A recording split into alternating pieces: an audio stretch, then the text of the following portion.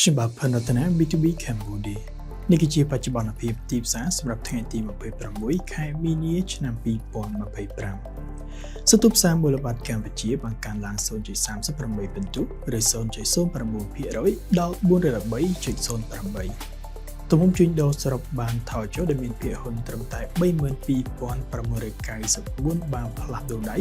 ដែលមានតម្លៃសរុប $219 លានឬជាង $54,600 អាមេរិកនៅលើផ្សារគោលភាគហ៊ុនចំនួន3បានកើនឡើងនៅមុខទីផ្សារគឺ Grand Twin International កើនឡើង 1.99% ឬ 120 រៀលទៅ 6,160 រៀលក្នុងមួយហ៊ុន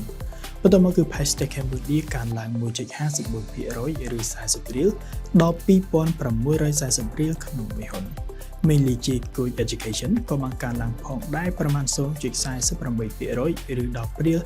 ល់ 2,110 រៀលក្នុងមួយហ៊ុនភាគហ៊ុនតែមួយគត់ដែលបានធ្លាក់ចុះនៅថ្ងៃនេះគឺតំបន់សេដ្ឋកិច្ចពិសេសភ្នំពេញធ្លាក់ចុះ 0.45% ឬ 10 រៀលមកនៅត្រឹម 2,210 រៀលក្នុងមួយហ៊ុនទន្ទឹមនឹងដែរភាគហ៊ុនចំនួន5ដែលសេសសល់នៅលើផ្សារគោលគឺនៅរាបស្មើរដាល់នៅលើផ្សារកំណើនវិញក្រុមហ៊ុន GS Land បានកើនឡើង 1.33% ឬ 40 រៀលដល់ 3,050 រៀលក្នុងមួយហ៊ុនខណៈ DBD Engineering នៅថេរដាល់ធនាគារ Acilida ជាថ្មីម្ដងទៀតបង្កត់ត្រានៅទំហំជួញដូរខ្ពស់បំផុតប្រចាំថ្ងៃដែលមានភាគហ៊ុនផ្លាស់ប្ដូរដៃប្រមាណ 22,804 ដែលមានតម្លៃសរុប $166 លាន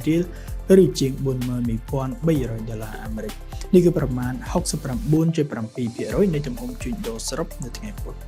ក្រុមហ៊ុន Grand Twin International បង្កត់ត្រានៅទំហំជួញដូរខ្ពស់បំផុតបន្ទាប់ដែលមានភាគហ៊ុនផ្លាស់ប្ដូរដៃចំនួន 5,183ដែលមានតម្លៃសរុប 31.8 លានរៀលឬជាង $7,900 អាមេរិកប្រមាណ 15.8% នៃទំហំជួញដូរនៅថ្ងៃទី26ខែមីនាបន្តទៅអត្រាប្តូរប្រាក់វិញប្រាក់រៀលទៅដុល្លារអាមេរិករឹងមាំដែលជួញដូរនៅតម្លៃ $4,003 រៀលក្នុង$1ខណៈសន្ទុះប្រាក់ដុល្លារអាមេរិកបានធ្លាក់ចុះបន្តិចមក 104.27មកមើលតម្លៃទំនិញសកលវិញតម្លៃប្រេងបានកើនឡើងខ្ពស់នៅថ្ងៃពុធគឺជុំវិញកង្វល់នៃការផ្គត់ផ្គង់គណៈសហរដ្ឋអាមេរិកបានព្យាយាមដាក់កម្រិតការនាំចេញប្រេងរបស់វេណេស៊ុយឡានិងប្រទេសអ៊ីរ៉ង់ខណៈដែលការធ្លាក់ចុះគឺធំជាងការរំពឹងទុកនៅក្នុងស្តុកប្រេងរបស់សហរដ្ឋអាមេរិកក៏បានផ្ដល់នៅជំនួយទៅលើការកើនឡើងនៃតម្លៃប្រេងផងដែរកិច្ចសន្យាអនាគតប្រេងឆៅ Brent បានកើនឡើង 15 សេនឬ 0.21% ដល់ $73.22 ក្នុង1បារ៉ែលខណៈអនាគតប្រេងឆៅអាមេរិក West Texas Intermediate ឬ WTI បានកើនឡើង 16 សេនឬ 0.23% ដល់ $69.16 ក្នុង1បារ៉ែលកិច្ចសន្យាទាំងពីរបានឈានដល់កម្រិតខ្ពស់នៅក្នុងរយៈពេល3សប្តាហ៍នៅក្នុងវគ្គមុនតម្លៃមាសក៏បានកើនឡើងខ្ពស់នៅថ្ងៃពុធខណៈដែលអ្នកចូលរួមទីផ្សារបាននឹងកំពុងត្រៀមខ្លួនសម្រាប់ផែនការពន្ធគយតបតរបស់ប្រធានាធិបតីអាមេរិកលោក Donald Trump ដែលពួកគេបារម្ភថានឹងជំរុញអតិផរណានិងរារាំងកំណើនសេដ្ឋកិច្ច Spot Gold បានកើនឡើង 0.2% ដល់ $3,026.38 ក្នុង1អាំងអនាគតមាសរបស់អាមេរិកវិញបានកើនឡើង 0.1% ដល់ $3,030.10 ក្នុង1អាំង